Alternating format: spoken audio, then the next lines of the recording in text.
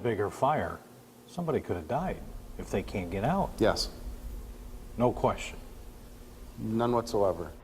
A group home for mentally ill patients is under state investigation tonight for problems that could be a matter of life and death.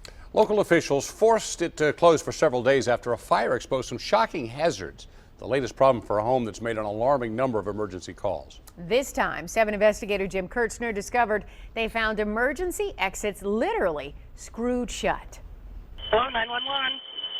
Yes, this is the Franklin group home, and we need a fire truck out to the home. That was February 5th at this adult foster care home in Franklin. It's thick smoke in the hallway. 6 patients and 2 staffers were inside. That's the state minimum staffing requirement. One of the clients was smoking in the shower room and set some things on fire. They tried to put it out before calling for help. Everybody got out safely. I couldn't even get in. The smoke was so thick inside. While the intensity of the fire was surprising, the location was anything but.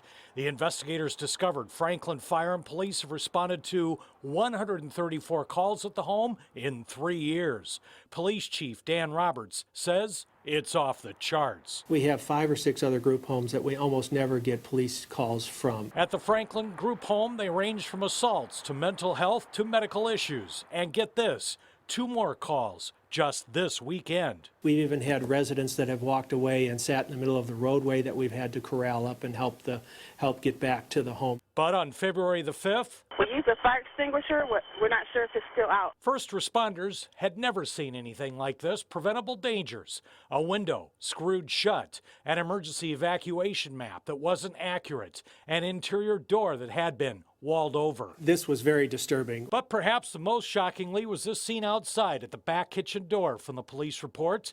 It was listed as an emergency exit, had a chair propped up. It had screws to hold it in place. There were also 2 large screws that were placed just in front of the door on the outside, which also prevented the door from opening. Is this a life and death situation? It is. Potentially, yes. If this had been a bigger fire, somebody could have died if they can't get out. Yes. No question. None whatsoever. The owner of the Franklin home has an office here in Birmingham. I'm looking for Janet Patterson. Is she here right now? She was not in, so we went to her house in West Bloomfield. Again, not home. 3 days later, she finally spoke with us by phone. I must emphasize that we do not condone any restriction of physical plant or person. The owner of the Franklin home concedes many of the calls to 911 and police are from the 6 mental patients who have cell phones. They cannot by law force them to stay inside the house.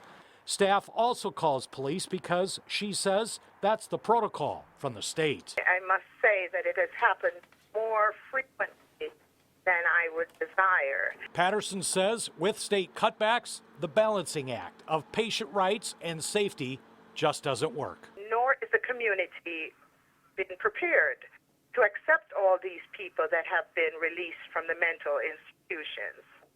And so there is a breakdown.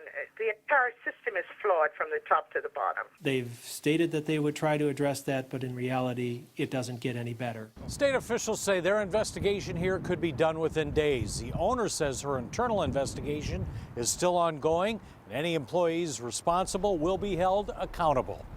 In Franklin, Jim Kurtzner, 7 Action News. Thank you, Jim. Hillary